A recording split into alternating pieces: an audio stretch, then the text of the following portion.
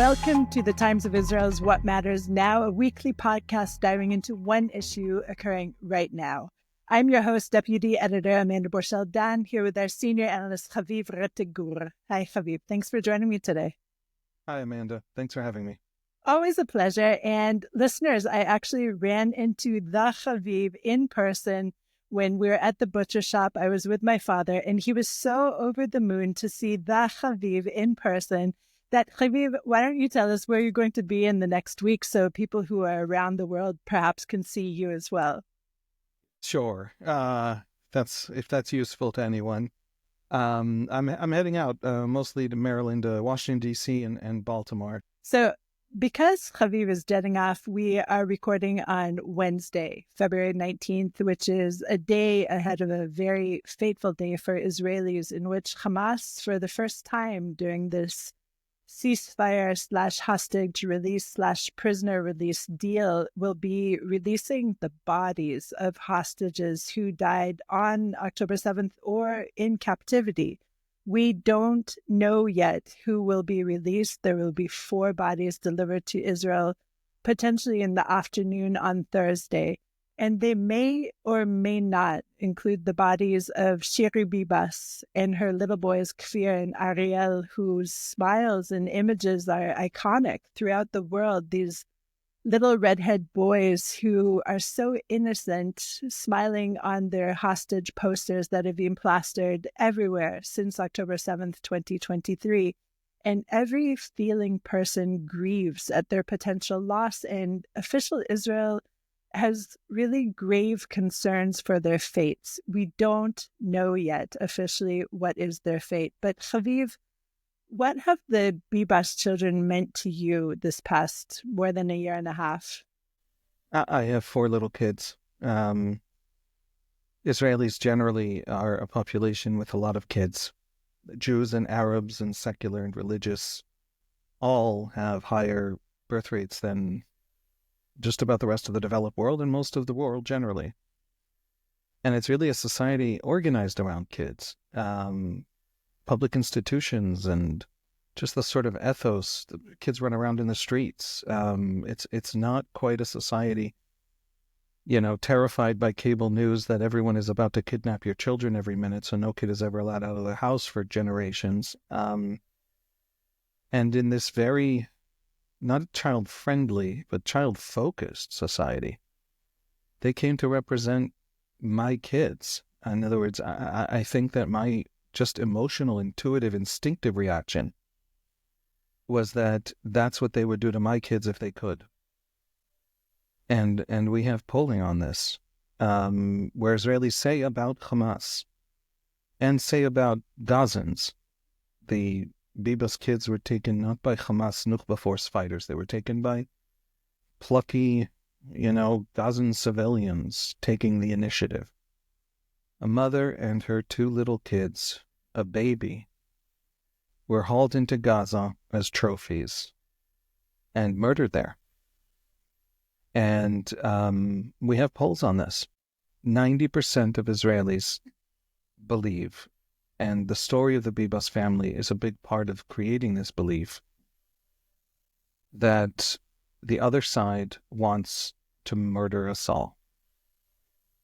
And if that isn't true, and it isn't quite as true as Israelis think it is, but if that isn't true, it's still a profoundly important fact going forward for the future of Palestinians and Israelis. And so would the Bibas kids represent my kids to me? I can't look at them and not think of mine, and I can't look at Hamas taking them and not imagine Hamas taking mine. And it's awfully hard to think straight once your amygdala has been activated in that way. And frankly, I don't always want to think straight when I think about the Bibas kids. Right. So what we're going to talk about today is a lot about perception and, in a way, image, how Hamas has presented itself and how that image is potentially crumbling upon the world stage right now. So we're going to talk all about that when we're back. And again, as I said, people working for the ICC are humans. When you're faced with such tragedies, unless you're unless you're heartless, you respond to that in a humane way. I've had my non-Jew colleagues at work telling me that they haven't slept at night because they had Kfir and Ariel Bibas coming up in their dreams.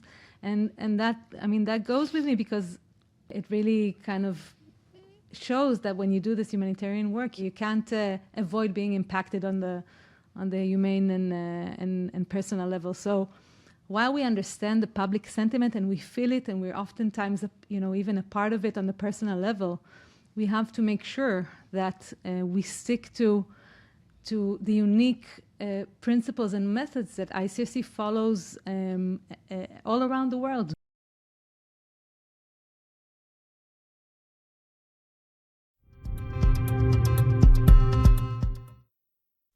Haviv, since January 19th, Israel has seen the return of living hostages, beginning with civilian women Emily Damari, Romi Gonen, and Doron Steinbrucher, then forced soldiers, female soldiers, Karina Ariev, Daniel Gilboa, Naama Levi, and Liri Albag. These releases were done relatively smoothly with Hamas fanfare and trappings and masses of masked armed Hamas gunmen.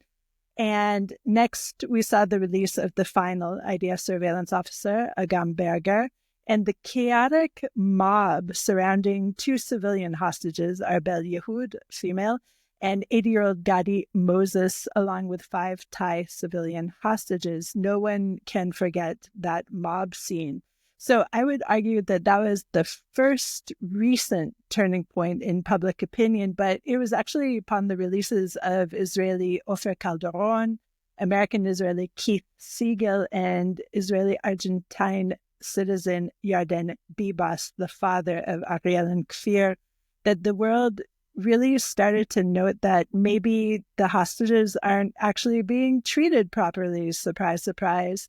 And then, of course, when we saw the emaciated figures of Eli Sharabi, Ohad Ben-Ami, and Or Levi, the Hamas narrative kind of fell apart entirely. And by the time last Saturday that Sasha Trufanov, American-Israeli hostage Sagi Dekelchen, and Israeli-Argentine hostage Yair Horn, also emaciated, came home with similar fanfare, with the masked gunmen, with the stage, with the flags, with the music. And my sense is that people aren't buying the idea of Hamas as the liberator as much. And of course, Israelis largely never did, as you mentioned. So, Haviv, what is your sense? Are these staged ceremonies actually perhaps even backfiring for Hamas? I think they're explicitly attempting to mock Israelis. It's thumbing the nose at Israelis. The signs on the stages have said things like, we're coming for you. You can't defeat us. So there's going to be more October 7th. These have been these explicit things said on these stages. And giving them a little tote bag is a mocking of Israelis, as though, everything in Gaza, it was just adorable. We were just having fun. It was like you've done so little damage to us psychologically that we can sit and prance around and have little ceremonies and people holding up, expensive Samsung phones and cheering as Hamas parades these hostages across stages. The point was to sell 2 audiences. One is Israelis, to mock them, to mock the Israeli war effort, to argue that Hamas has won, has survived, and is perfectly fine. Now, Gaza is devastated. Hamas's own ranks are devastated. The purpose is the message. It's not accurate. It's not an accurate reflection of Hamas. But there is no other part of Gaza. There's no other political force in Gaza that isn't Hamas that can step in. And so the 20-30% of Hamas that remains intact, nevertheless, can still rule Gaza. And one of the things we've seen as the ceasefire took effect and Hamas began building out these stages was Hamas gunmen running around Gaza killing people, killing dissidents, killing what they claimed were thieves, aid thieves. But of course, the biggest aid thieves, and we have data on this from the UN now over the last 2 weeks, are Hamas themselves. They're killing dissidents, and they filmed these killings in the street in broad daylight of dissidents and uploaded them to social media. And their message to Gazans, which is also part of the hostage releases and also part of these video footage of Hamas gunmen killing Gazans is, we are in charge. Don't you dare think that we're not in charge. And they've been, we've seen two messages just over the last week. I believe it was Osama Hamdan in Qatar, in Doha, who said there's no future rebuilding of Gaza without Hamas. You cannot build out any kind of process that Hamas isn't a part of. And I think that was deemed a mistake when he said that, because then a few days later, we heard from Hamas officials talking to the Egyptians that in fact Hamas is okay not being part of the governing coalition in Gaza that will rule after, right? And I think that's because the Qataris and the Egyptians and others who have gone to bat for Hamas have been telling them, guys, if you're in charge, Gaza can't be rebuilt. So don't be in charge. Adopt the Hezbollah model, where you're the most powerful military. Everyone has to do what you say, but you don't actually have the responsibility because you haven't taken on literal governance. That's the future for Hamas in Gaza. And I think that is now the future that Hamas is aiming for. And so we have the messages from the hostage releases to Gazans that we're in charge, to Israelis, you haven't won, you'll never win, we're all just happy-go-lucky here and relaxed. And we tormented these people without consequence. There have been horrific consequences, but they're pretending like they haven't been to the Israelis. To the world, of course, they do nothing but talk about the terrible consequences. And at the same time, trying to figure out their way forward in a post-Hamas Gaza and ensure that, in fact, it is still ruled by Hamas. Don't you think, Haviv, that that's the third message, that they're actually presenting this third message to the world? We have the first message to Israel, tormenting Israel, mocking Israel. The second message to the Gazans themselves, hey, we're still in charge. But the third message is through these quote-unquote statesman-like procedures, the signing of a document with the International Red Cross and an international body that, hey, we are not only in charge, we're the only game in town, and if you want anything to be done, it has to be done through us. It's three messages they're presenting at these ceremonies, no? I don't know. The fact that the International Red Cross has played that game with Hamas is a shame on the International Red Cross. It truly is ridiculous and shameful, and the specific Red Cross officials involved, people looked up their social media history. I mean, they're pro-Palestinian activists, but they're also pro-Hamas activists, and they're people who have called for Hamas to survive the war. Is Hamas trying to broadcast that to audiences around the world hungry to see in Hamas great and moral and humanitarian heroes? Sure, why not put out that kind of, an excuse to cling to the narrative you're desperately hoping to cling to anyway? I don't think that's the priority. I think the priority is the mocking of the Israelis. And that's what most of it is built for, and that's what the actual texts on the actual posters hanging around the hostages in the events are built for. And that's a catastrophe for Gaza. I mean, that's a true disaster, because the Israelis, every single hostage who comes out is a reminder to the Israelis that they don't care what happens to Gaza going forward. Gaza has no integration in the Israeli economy going forward. Gaza is not going to be rebuilt as long as the Israeli army has to continue operating there, because Hamas begins to rebuild its terror infrastructure, its tunnels, its fighting capabilities. Gaza's future is worse than its past, and Hamas is making sure of it. And there will be no one in Israeli politics that feels any urge to turn the page, because Hamas does nothing but remind us not just what it did on October 7, but that it has no strategy except to do it again.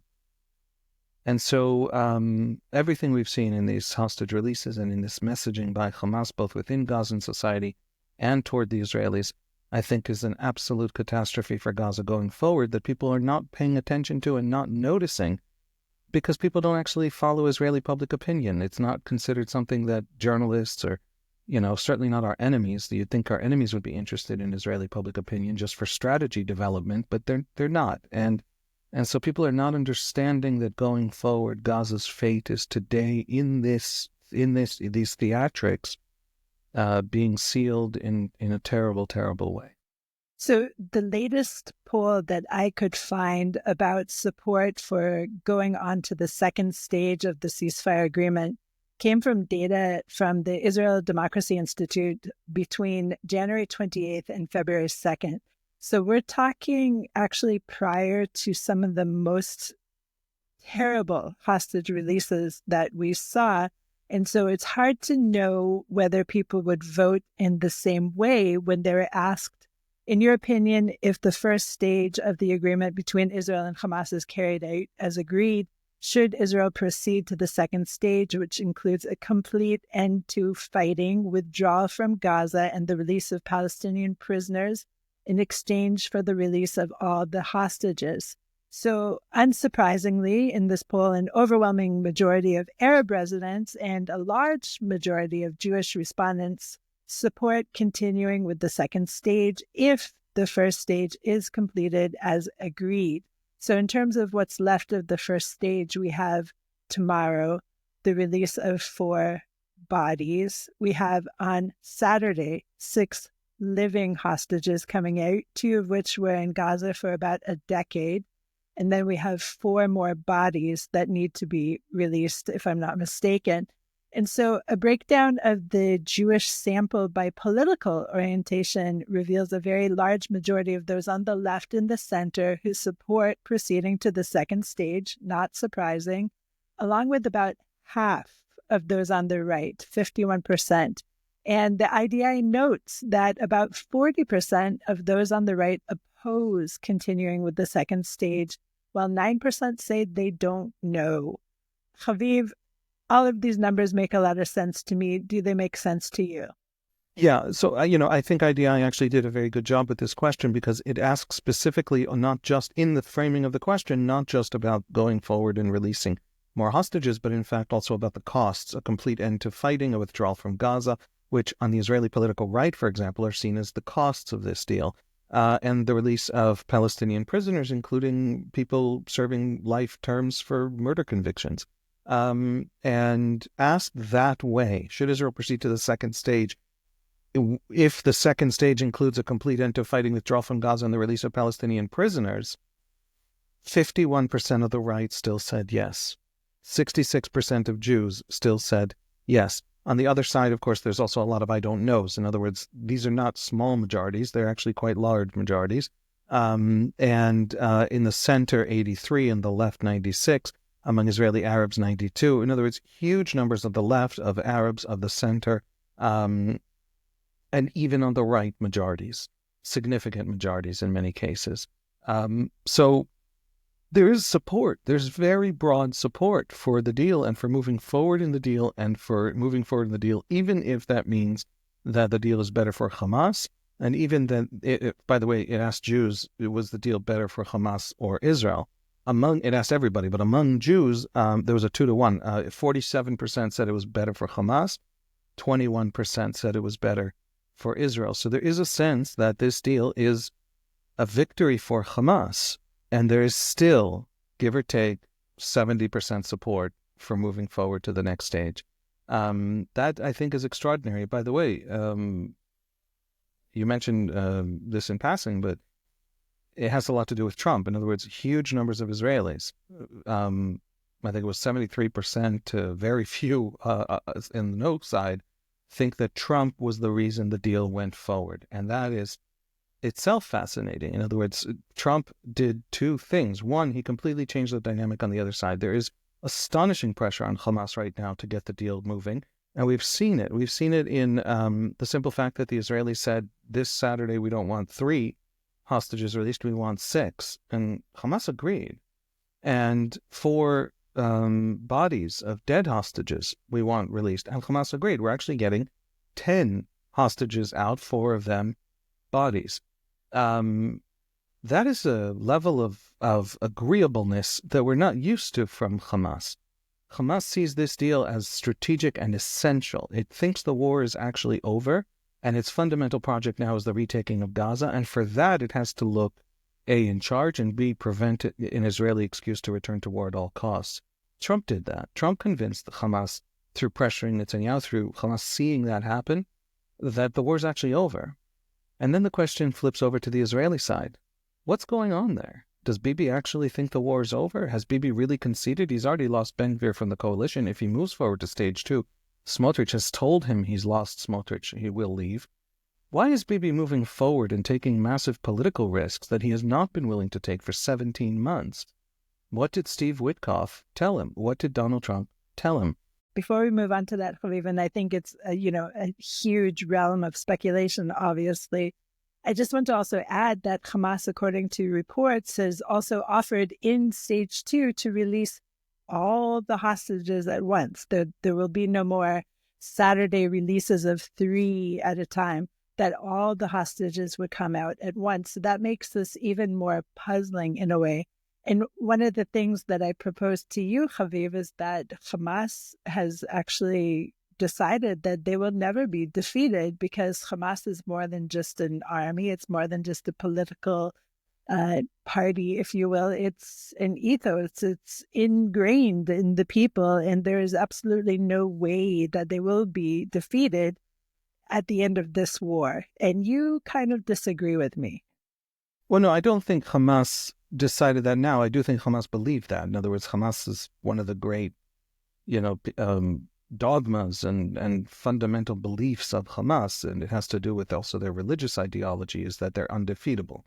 But I think that I think that's substantively incorrect. There is an Israeli strategy that would defeat Hamas at great cost to Gaza. A 3-4 year degradation war of whack-a-mole will actually destroy Hamas. It'll also destroy everything left in Gaza, and the civilians will be living in tents for those 3 years, and it'll be a disaster. But there is a strategy available to do it. It's not that it is literally impossible. There have been examples where standing armies were unable to defeat guerrilla forces fighting from within supportive civilian populations, and Algeria, Vietnam, and there have been tremendous numbers of examples where they were successful.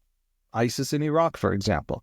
And so it's not that it's not doable. Hamas certainly believes they're invincible because God said so.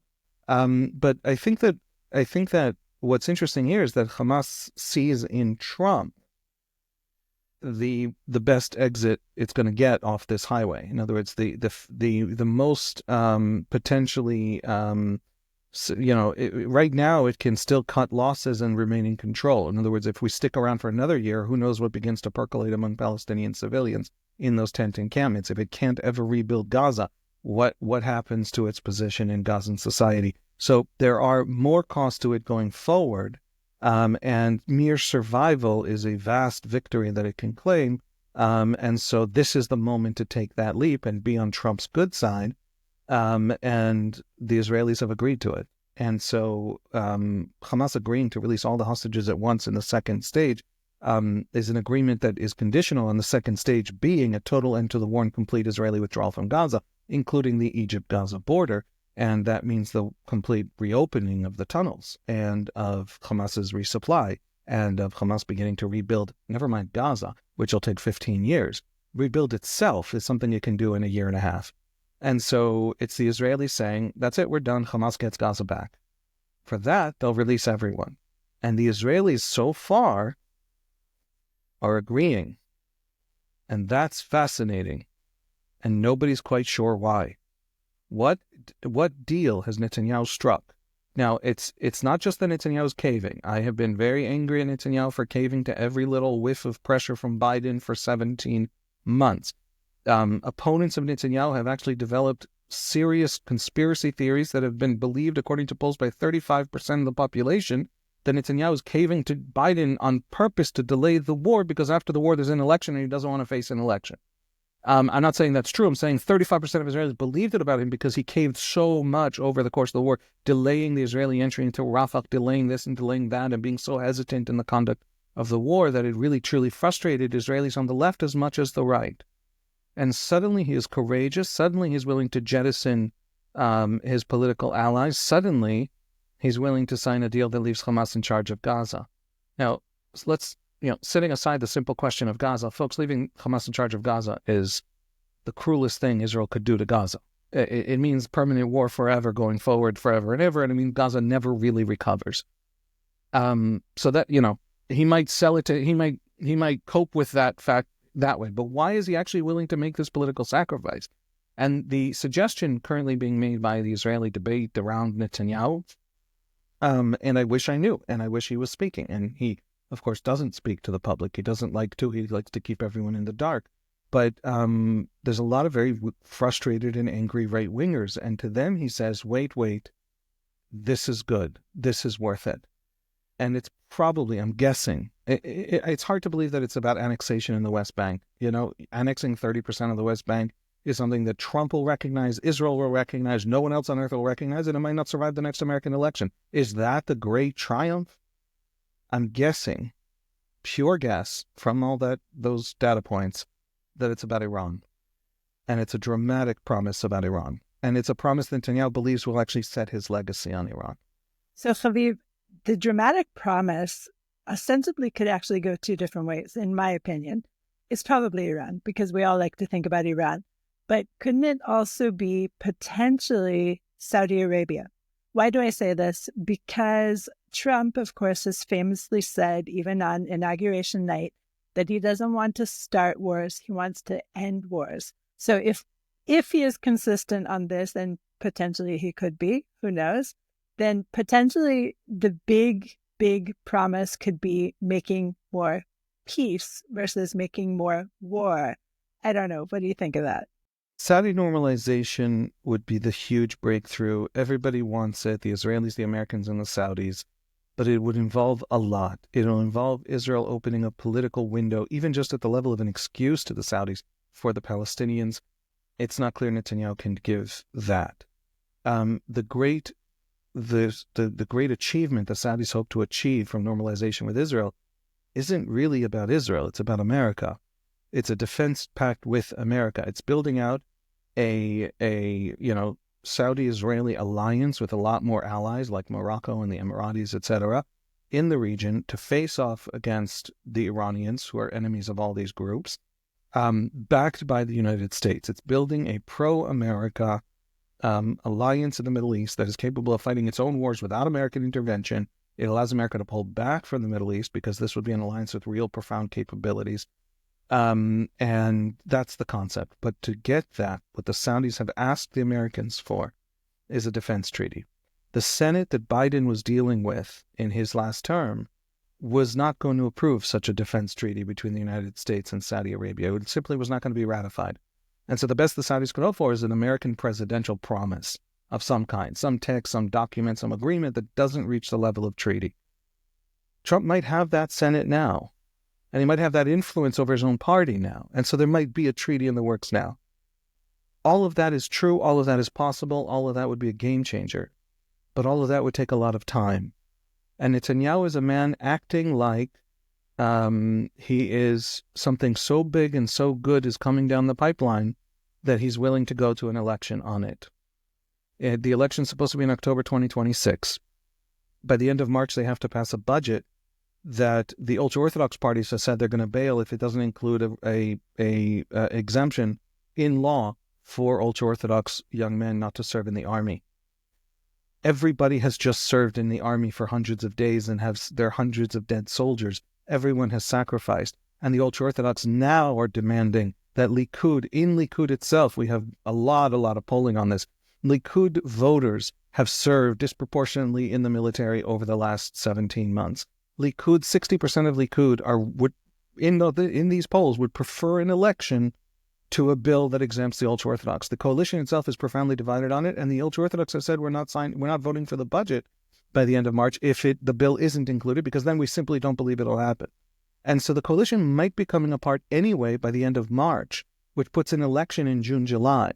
And Netanyahu might have been given by Trump a thing that makes that viable, and that's why it doesn't matter to him that Smotrich and Ben Gvir are jumping ship, and he's willing to make these dramatic steps in Gaza. Now, everything I've just said hurts because it means that Netanyahu really is politicking his way through the question of the hostages, which is something he should pay a moral cost for.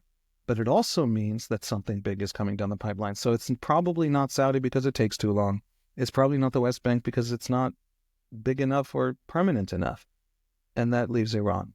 Can I just tell you one thing before we continue with Iran? And that is something that I learned today through a different IDI poll, and that's there has been an 8.5% rise in the number of ultra-Orthodox yeshiva students in January 2024 versus January 2023. So not only are there people not fully pulling their burden for the society, but in fact, that number is rising by a lot in comparison to the population. Now let's turn back to Iran. And you mentioned a point to me, a historical point to me that really actually kind of solidifies your argument, Haviv, as much as I hate to admit it. But it's okay. You're allowed to admit it. I'm allowed to admit it because you know I love you, right? Anyway, which is that historically there was another prime minister who used, perhaps not intentionally or as deviously or as nefariously, this tactic of preeminent bombing on an enemy state. So tell us first about that. Yeah, I mean, I think it had to do with the intelligence schedule. Although Shimon Peres always suspected that Menachem Begin bombed the Osiris reactor in Iraq in 1981 because in the election campaign after the Knesset had already dissolved itself, because as an election gimmick.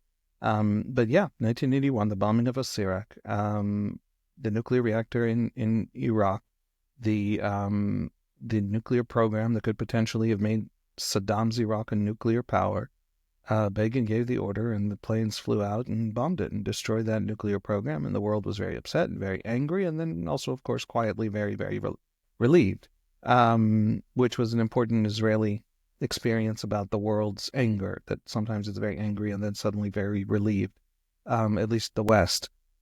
So a successful Iran strike backed by America, using the kind of firepower that America can bring to bear, these 12-ton bunker busters that Israel has no hope of ever building itself, and doesn't, I think, have a plane that could even carry, or there's some way that some planes can carry it, but it would need American help, and America could actually provide those weapons. And they apparently, I'm working off news reports of people who've talked to experts. Okay, so the actual experts, in the Air Force itself are not accessible to us, obviously, and the planners are not. But apparently, we can't.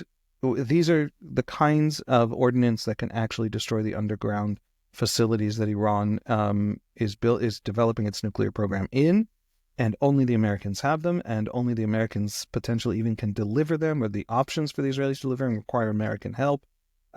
If that's the backing, if that's the support, Israel doesn't need America's help to take out a lot of the oil infrastructures in Iran that are owned by the Revolutionary Guard Corps, which owns about 50% of the entire oil industry in Iran, and it's the main source of the IRGC's foreign currency, which it uses to pay proxies to destroy Israel. So, but that we can do on our own. That we've already demonstrated. We can overfly Iranian airspace at will and not get shot down and bomb anything we want. So that Iran, in that sense, is utterly vulnerable and totally fragile and exposed to Israel. But the nuclear program is not, and for that you need American help. What would Netanyahu be willing to go to an election on? What could Trump offer him that would make handing Gaza back to Hamas after everything everybody has been through totally worth it, to the point where Netanyahu is not even trying to defend it? He's totally okay with it. He seems to be saying to himself, right now this looks bad. I'm going to tell people to trust me. That'll buy me the month I need for everyone to then know why I was right. That's what we're looking at going forward. I have to say, as a caveat, or it's total ridiculous folly and will prove a disaster, and Gaza is set for more wars going forward. But unless it's absolutely folly, all the data points seem to suggest there is a great American promise, and when you knock down the things that are not really probable, it lands on a serious strike on the Iranian nuclear program. If it turns out to be some minor, official annexation in the West Bank, then I frankly think that A, it won't mean much, and B, Netanyahu won't survive politically Hamas's restoration in Gaza. In fact, it'll validate Hamas in the West Bank and make the West Bank much more dangerous. And so the legal fiction of now Israel controls it, now it doesn't control it, the next president won't recognize it. No, it's not big enough, it's not sustainable enough, it's not serious enough, and it's not politically validating enough for Netanyahu, I think, to be the promise. So if you were to write this Hollywood ending of taking out Iran's capabilities to build a nuclear reactor or bombs, as it were, wouldn't it be very, symbolic to do it, for example, right around Purim, which is coming up in, 2 weeks or so? Yeah, sure. Why not? Why not? Right? There's a top IRGC general, the Times of Israel just covered it, who said, I believe yesterday, that Operation True Promise 3, the great missile strikes on Israel, have been called True Promise. There was True Promise 1, True Promise 2, as in we're definitely going to retaliate if we say we are. Well, we're months overdue for them definitely retaliating. But Trump is now in office, things have stabilized, and they have to show that they're not terrified of us, even though we know they are absolutely terrified of us. And so they're saying these things. They're saying, no, and the missile strike is coming. It would be great if it comes before Purim, and it would be great if the Israeli response can be on Purim. But if you say that out loud, they'll be more prepared. So let's all tell them it probably should come 4 days after Purim. And let me just, I'm being flippant for a reason. I was a big supporter of the ceasefire in Lebanon. I think that Israel got a tremendous amount of benefit for very low cost, almost no civilian, some, but very little civilian harm in Lebanon. Hezbollah crushed in ways that nobody expected Israel to be able to do so easily. And staying in Lebanon and continuing to fight in Lebanon would have massive diminishing returns. We would get less, and we would encourage, mass mobilization for Hezbollah, and we would actually make it more difficult for the rest of Lebanon to come in and fill that vacuum and actually push Hezbollah out of control of the country. So I was a big fan of the sort of left-leaning argument, ceasefire in Lebanon, let's not have a terrible war in Lebanon. I believe that we owe Gaza a lot. This war broke Gaza, as Colin Powell said about Iraq. You break it, you own it. We have a tremendous debts to Gaza. We also, eventually Hamas has to be gone or it can't be done. But we do nevertheless have those debts. In Iran, none of those equations, none of those questions exist. So I feel pretty lefty in Lebanon. I feel center-left in Gaza. I feel like Attila the Hun when it comes to the Iranian regime. I don't owe the Iranian regime anything. All I have to do is break it. I don't have to fix it back up again. And so I really, truly don't understand why they have done to us most of what they can do to us. They don't have a whole lot more options. They've climbed a good long way up that escalation curve. And we are just at the bottom of what we can do to them. And so continuing the back and forth is absolutely massively in our favor. They've had a strategy over the last 30 years of slowly through proxies, so the costs never come back to Iran, escalating the harm, changing the status quo to be slowly ever worse for Israel, and all the costs over time are on Israel until Israel's fall and destruction. Nasrallah talked about this publicly, the Ayatollahs talk about it publicly. This was their strategy. Well, if their strategy was a slow burn until Israel is destroyed with no cost to Iran, obviously our strategy needs to be massive escalation, riding up that escalation curve because we have total escalation dominance until we smash them. And if that can be done in the next 2 weeks, why the hell not? If we take out those nuclear sites, if we take out the oil sites, if we take out the capacity of the regime to rebuild because it literally will be bankrupt, this is a country that's gone through a bad winter and doesn't have oil because the regime has ruined it. Iran would be one of the great success stories of the 20th century, but for this regime, its incompetence, its endless, ridiculous ideological wars. And so if we can force that point, force that choice, and break that regime, and I'm not talking about regime change, I'm literally just talking about break its economic backbone and break its nuclear program, and on Purim would just make it absolutely delicious. Why the hell not? What are the costs? They're going to launch more missiles at Israel. There's nothing they can do to us that isn't worth it. And so, hopefully. So we just heard the book of Haviv. Thank you very much. And you contain multitudes, as always, Haviv. Thank you very, including very Attila. much. Including Attila. That was a good one to pull out of there. So Haviv, safe travels. I await our next conversation, and it's so great to see you today. Thank you, Amanda. Thank you. Thanks for listening to the Times of Israel's What Matters Now. Please check out another installment next week. This episode was produced by the Podwaves. If you have any questions or comments about this or any other episode, please drop us an email to podcast@timesofisrael.com. Until next week, shalom.